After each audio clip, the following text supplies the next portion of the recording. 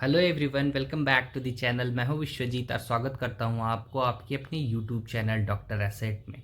आज हम एक हॉस्पिटल सेक्टर की कंपनी नारायणा हृदयालय के बारे में बात करेंगे। ओके, तो सबसे पहले आगे बढ़ने से पहले एज ए डिस्क्लेमर मैं आपको बता दूं कि this video is only for educational purpose. Please do your own due diligence before investment और एनीथिंग। ओके, तो अपने फाइनेंशियल वित्तीय सलाहकार से अवश्य संपर्क कर लें अगर कंपनी में इन्वेस्ट करना है या सेल करना है तो। ओके, तो आप चैनल पे देख सकते हैं कि काफ़ी अच्छा डिटेल एनालिसिस में वीडियो बनाया गया है। आप इसमें आगे बढ़कर देखेंगे तो हम काफ़ी डिटेल में डिस्कस करते हैं बिजनेस एनालिसिस, फाइनेंशियल एनालिसिस और जो भी है इसका टेक्निकल एनालिसिस के बारे में। तो आपको बहुत अच्छा वीडियो मिलेगा, तो मेरे चैनल को कृपया सब्सक्राइब करें। ओके, तो चलिए आगे बढ़ते हैं। तो सबसे पहले बात करेंगे नारायणा हृदयालय के फाउंडर के बारे में। 2 मिनट बात करेंगे इनके बारे में क्योंकि बात करना काफ़ी ज़रूरी है। ओके, तो इनके फाउंडर और चेयरमैन बोल सकते हैं देवी प्रसाद शेट्टी हैं।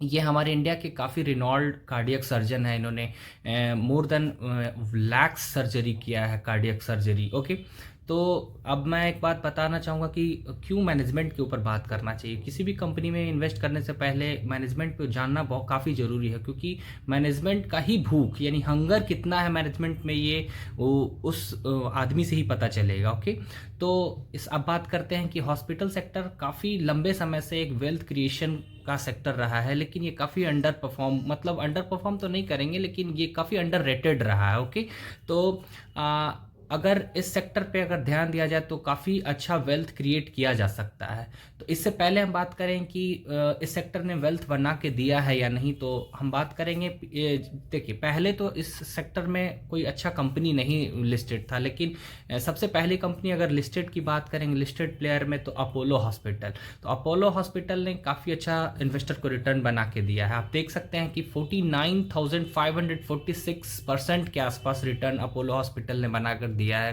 अपने इन्वेस्टर को। और हमारे legendary investor Rakesh Jhunjhunwala late अब तो हमारे बीच नहीं है, लेकिन उनको भी इस कंपनी में वो हमेशा कहा करते थे कि अगर वेल्थ क्रिएशन करना है तो हॉस्पिटल सेक्टर को देखना चाहिए, और उनको काफ़ी अच्छा वेल्थ बना के दिया है। इस सेक्टर में ज़्यादा कंपनी लिस्टेड नहीं है, लेकिन जो भी प्लेयर लिस्टेड है 3-4 प्लेयर है। जैसे अपोलो हॉस्पिटल ने इतना बना के दिया, उसी तरह मैक्स हेल्थ केयर एक है, वो भी काफ़ी वेल मैनेज्ड हॉस्पिटल है, उसने 586% के आसपास रिटर्न बना के दिया है। फोर्टिस हेल्थ केयर की बात करेंगे तो वो भी 327% के आसपास रिटर्न बना के दिया है। और ग्लोबल हेल्थ के बारे में अगर हम बात करेंगे तो इसने भी काफ़ी अच्छा बना कर दिया है। ओके, तो सबसे पहले फुटप्रिंट की बात करेंगे। ओके, तो ये देखेंगे कि किस किस एरिया में प्रेजेंस है इस हॉस्पिटल का। तो पैन इंडिया हम कह सकते हैं जोन वाइज कि ईस्ट में भी प्रेजेंट है, वेस्ट में भी प्रेजेंट है, साउथ में भी प्रेजेंट है, नॉर्थ में भी प्रेजेंट है, लेकिन अभी पूरी तरह से पेनिट्रेट नहीं किया है ऑल ओवर इंडिया को।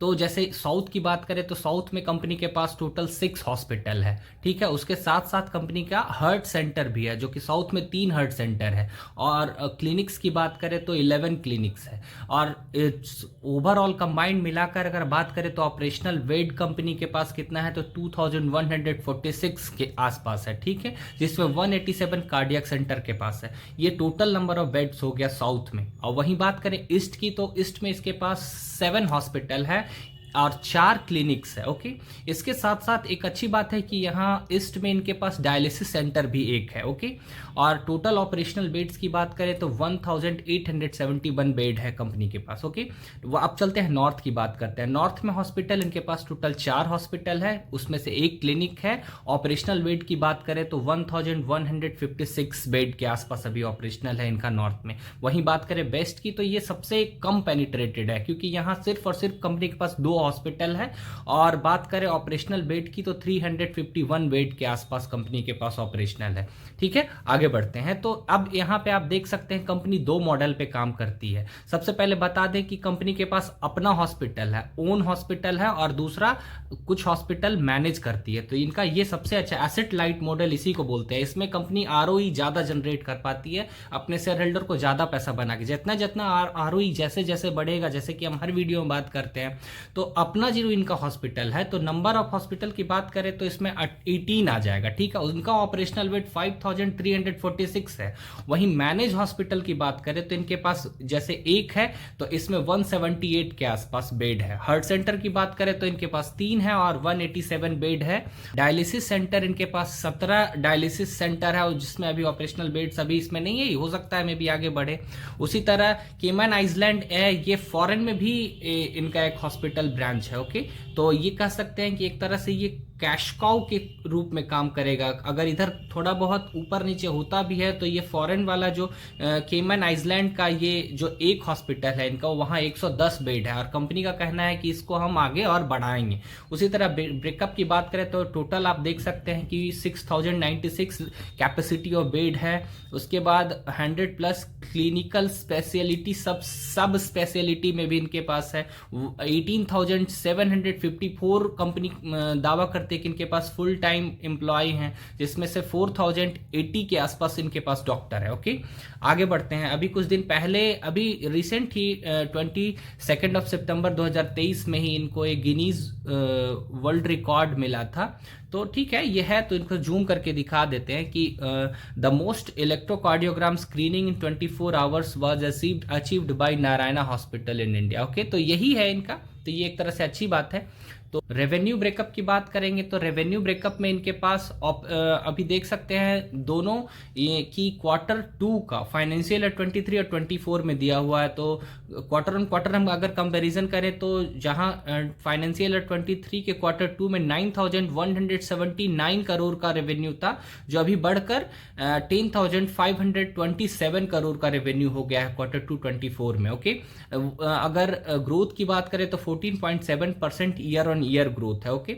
और हॉस्पिटल सेक्टर में हम देख सकते हैं कि यही ग्रोथ काफी सफिशिएंट है। अगर इससे ज्यादा ग्रोथ हम अगर एक्सपेक्ट करें कंपनी से तो इसका मतलब ये होगा कि हमारा इंडिया पूरी तरह से बीमार हो, तो ये तो चाहेंगे नहीं ना। तो ये सेक्टर ये इतना काफी स्पेसिफिक है, बढ़ सकता है, ओके। तो ये स्लाइड काफी इंपॉर्टेंट है, इसमें हम देखेंगे एवरेज रेवेन्यू पर पेशेंट, ओके। तो यहाँ आप देख सकते हैं कि जहाँ Q2 23 फाइनेंशियल ईयर में 1,10,000 था पर पेशेंट, कंपनी कमाती थी कितना 1,10,000। वहीं Q2 फाइनेंशियल ईयर 2024 में कंपनी 1,18,000 हो गया। तो यहाँ भी ग्रोथ हम कंपनी दिखा रहा है। आप नीचे देख सकते हैं कि पेशेंट फुटफॉल में कितना है, आईपी कितना है, ओपी कितना है। उसी तरह आईसीयू ऑक्युपाइड बेड डेज में भी आप देख सकते हैं कंपनी का परफॉर्मेंस अच्छा है। तो ये आप रीजनल ब्रेकअप इसका देख सकते हैं, इस स्लाइड में कुछ उतना खास नहीं है। अब बात करते हैं ईबिटा की। ईबिटा मार्जिन यहाँ पे काफी अच्छा है। Q2 ईबिटा हमेशा बढ़े, जितना बढ़ेगा उतना अच्छा कंपनी के लिए ठीक रहेगा, ओके। तो अगर Q2 फाइनेंशियल 23 की बात करेंगे तो इसका ईबिटा 19% था, जो कि 1746 के आसपास था। और एट प्रेजेंट अगर Q2 24 में देखेंगे तो 20.3% के आसपास हो गया है। तो यहाँ भी कंपनी ने अच्छा ग्रोथ दिखाया है। और ये देख सकते हैं कि कंपनी का कितना कॉस्ट स्ट्रक्चर की बात करें तो ये आप देख सकते हैं डॉक्टर नर्सेस पे ये ब्रेकअप है, कंपनी कितना कितना सैलरी देती है। अदर एक्सपेंस, कंज्यूमेबल एक्सपेंसेस कितना है। कंज्यूमेबल एक्सपेंसेस का मतलब जितना जो भी, जैसे बेड हो गया, आईसीयू का इक्विपमेंट हो गया, या फिर ग्लव्स वगैरह हो गया, या जो भी कॉटन वगैरह हो गया, इस पे कंपनी कितना खर्च करती है, इसका ब्रेकअप दिया है। तो ये अच्छी बात है।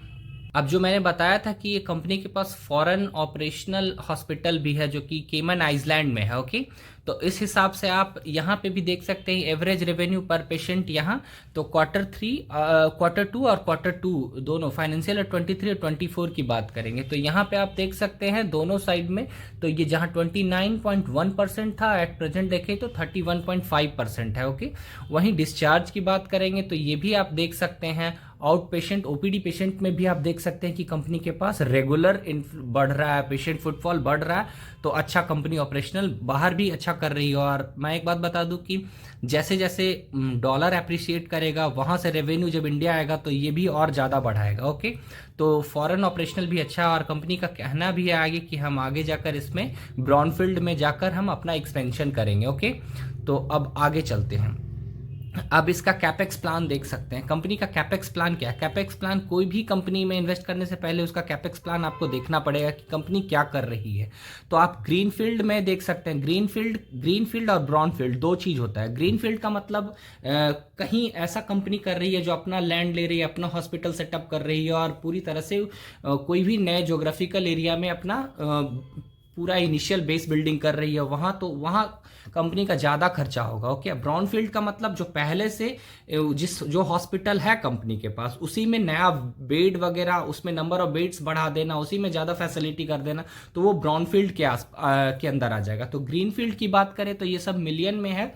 तो 590 करोड़ के आसपास कंपनी इन्वेस्ट कर रही है ग्रीन फील्ड में, और आप देख सकते हैं कि 25 करोड़ के आसपास इन्वेस्ट कर रही है इसमें ब्राउन फील्ड में। और बाकी कंज्यूमेबल और अदर एक्सपेंसेस है जो आप देख सकते हैं। केमन आइलैंड की बात मैंने आपको पहले ही बता दिया कि जहां 1500 के आसपास वहां इन्वेस्ट कर रही है। ओके, तो आप ये देख सकते हैं।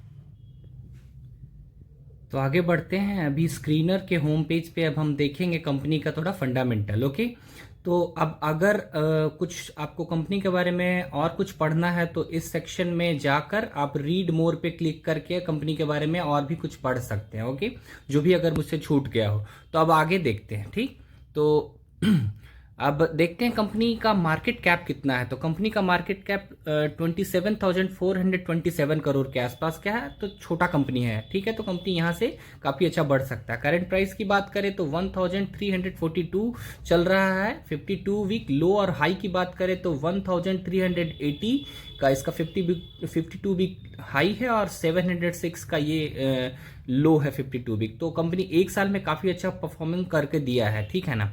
तो आगे स्टॉक पी की बात करें तो 37.2 का है, जो कि हायर साइड पे है। लेकिन इसके कॉम्पिटिटर की बात करेंगे और देखेंगे तो उसके अकॉर्डिंग अभी ये भी अच्छे पी पे मिल रहा है। और अभी पी वैल्यूएशन का हम लोग कंपैरिजन भी करेंगे नीचे। ओके, बुक वैल्यू की बात करें तो 122 का बुक वैल्यू है। डिविडेंड यील्ड की बात करें तो कंपनी थोड़ा बहुत डिविडेंड भी देती है। फेस वैल्यू की बात करें तो 10 रुपये फेस वैल्यू का शेयर है। ROE की बात करें तो सबसे एक्सेलेंट है 33.1%, जिसको सबसे बढ़िया बेस मानते हैं जो ROE है, और कंपनी 33.1% है। ROCE की बात करेंगे तो 31.6% ये भी है, तो ये भी फेनोमेनल है। इंडस्ट्री पीई की बात करें तो 50 है। अभी मैंने बात किया कि इंडस्ट्री पीई अगर हम कंपैरिजन करेंगे तो उसके हिसाब से कंपनी सस्ते वैल्यूएशन पे मिल रही है। ठीक है। प्रमोटर होल्डिंग की बात करेंगे तो 63.8% है, जो कि इसका कांस्टेंट है। अभी प्रमोटर होल्डिंग नीचे भी देखेंगे। डेप्ट टू इक्विटी की बात करें तो थोड़ा बहुत तो डेप्ट रहेगा ही, कंपनी एक्सपेंशन मोड में है तो रहेगा ही। 0.43% है, जो कि काफ़ी अच्छा है, नेग्लिजिबल ही मानेंगे।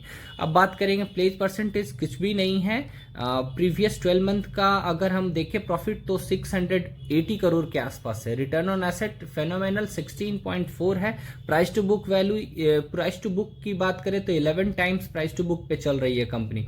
फ्री कैश फ्लो 3 इयर्स का, पिछले 3 साल की बात करो तो 1033 करोड़ कंपनी के पास अभी फ्री कैश फ्लो है। उस कैश फ्लो से अभी कंपनी कुछ भी कर सकती है। ओके, तो हो सकता है डेप्ट अपना रिपे कर दे या फिर आगे इसका एक्सपेंशन करना है तो करेंगे। आगे बात करेंगे प्राइस की, तो आप इस यहाँ पे जाकर आप प्राइस देख सकते हैं, कंपैरिजन कर सकते हैं। पी रेशियो इसकी बात कर रहे थे। अगर आपको अभी एट प्रेजेंट लेना है तो आपको ये देखना चाहिए। अगर एक महीने के बात करेंगे तो कंपनी का एवरेज पी 34.8 था, जो एट प्रेजेंट अगर देखें तो 37 के आसपास है। तो एक महीने में स्टॉक महंगा है। ओके, 6 महीने की बात करेंगे तो 6 महीने भी महंगा, एक साल में भी बात करेंगे तो महंगा, वहीं 3 साल की बात करेंगे तो अभी प्राइस बिल्कुल नॉर्मल है। अगर लॉन्ग टर्म के लिए लेना है तो आपको इस कंपनी पे सोचना चाहिए। ओके, 5 साल में भी कंपनी सस्ता है, 10 साल में भी, तो क्योंकि अभी इतना लंबा लिस्टिंग है नहीं, तो आप देख सकते हैं। ठीक है, अब आगे हम नीचे चलेंगे। इसके प्रोज और कॉन्स आप देख सकते हैं। अब यही हम कॉम्पिटिटर पढ़ रहे थे कि इसका पीयर कंपटीशन किसके साथ है। तो अब हम पहले ही बताए थे कि इसमें एक अपोलो हॉस्पिटल है जो कि मार्केट लीडर, उसके पास 10,000 बेड्स के आसपास है, इसके पास 6,000 बेड्स है। तो ऑब्वियस सी बात है, ऑपरेशनल ज़्यादा बेड्स अपोलो के आसपास है तो वो ज़्यादा करेगा।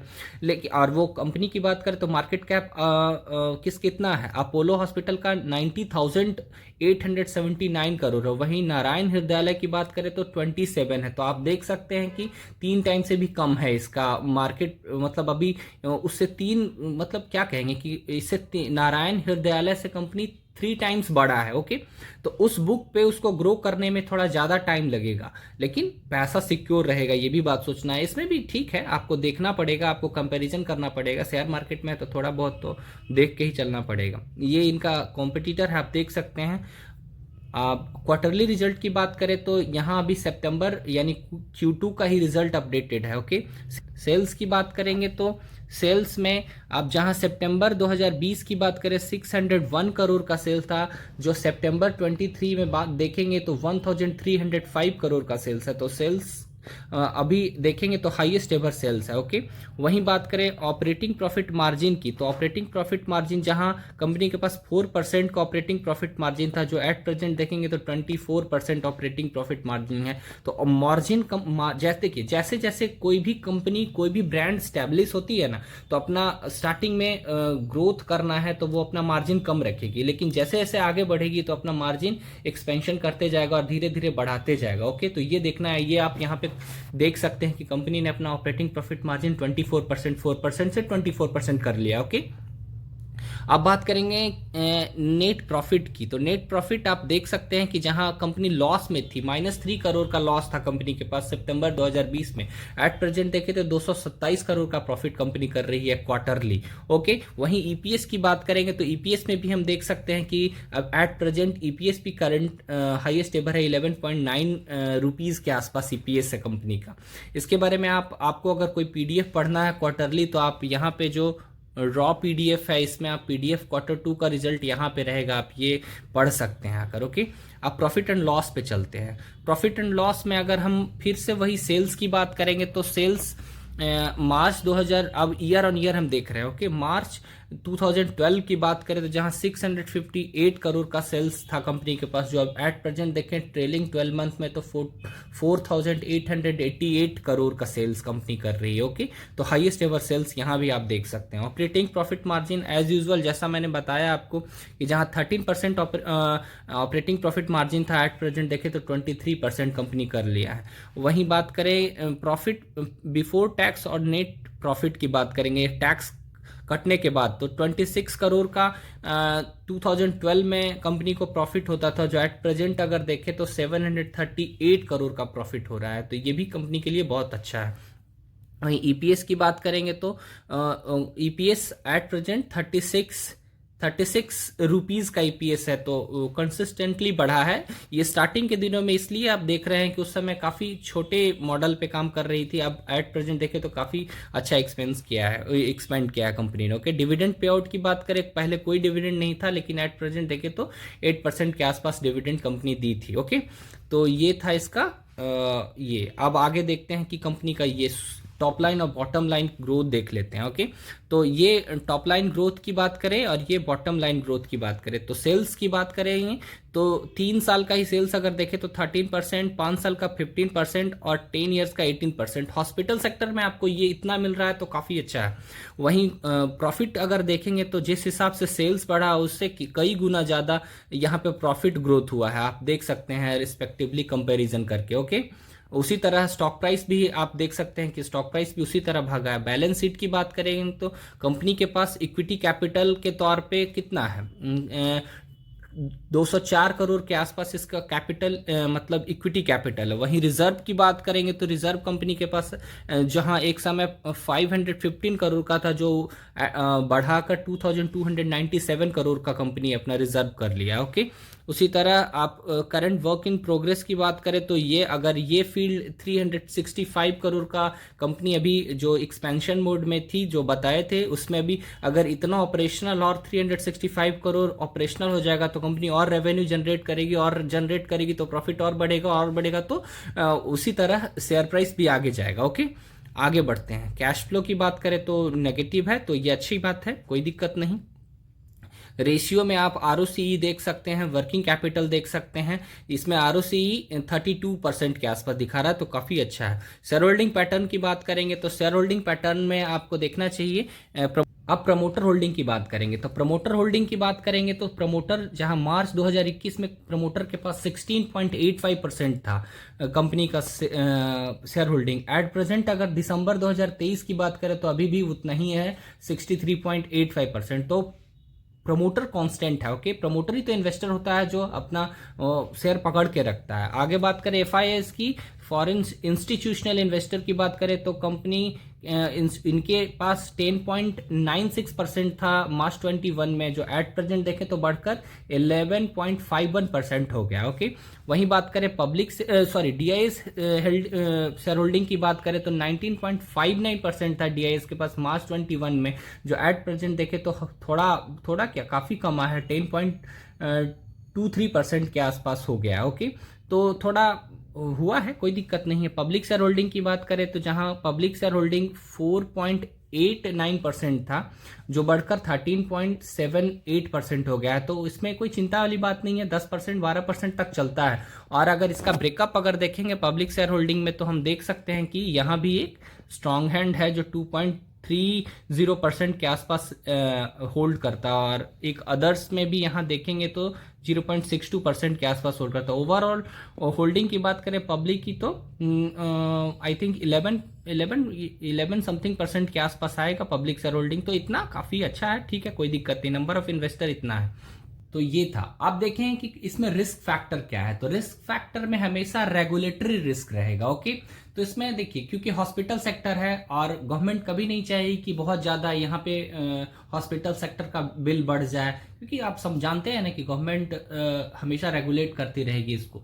तो इस केस में अगर कभी ऐसा रेगुलेशन आता है कि किसी भी कार्डियक सर्जरी का या फिर किसी भी माइनर या फिर मेजर सर्जरी कहीं हुआ, उसका गवर्नमेंट अगर फिक्स प्राइस कर देती है कि कंपनी इससे ज़्यादा नहीं ले सकती है, तो उस केस में कंपनी का ऑपरेटिंग प्रॉफिट मार्जिन डिप करेगा और 1-2 क्वार्टर के लिए हो सकता है कि प्रॉफिट या फिर रेवेन्यू गिरे। तो उससे लिए ये आपको हमेशा ध्यान में रखना होगा। दूसरा बात करें इन्फ्लेशन, अगर इन्फ्लेशन के अकॉर्डिंग कंपनी अपना प्राइस नहीं बढ़ाती है तो उस केस में भी कंपनी को थोड़ा डिप हो सकता है, वहां देख सकता है। तीसरा हम बात करेंगे कंपटीशन की, क्योंकि ये हाईली रेगुलेटेड है, मतलब इतना अच्छा है, हाईली क्या बोलते हैं उसको, इसमें ग्रोथ पोटेंशियल काफ़ी है। तो हो सकता है कि इसके जो कॉम्पिटिटर है, जैसे कि मैंने बात किया अपोलो हॉस्पिटल है, फोर्टिस है, या फिर ग्लोबल हेल्थ है जो कि मेदांता है, तो ये लोग अगर अपना एक्सपेंशन काफ़ी अच्छे मोड से करेंगे तो भी अब आप ही सोचिए ना कि किसी भी रीजन में कोई हॉस्पिटल, अब जहां ये नारायण हृदयालय नहीं है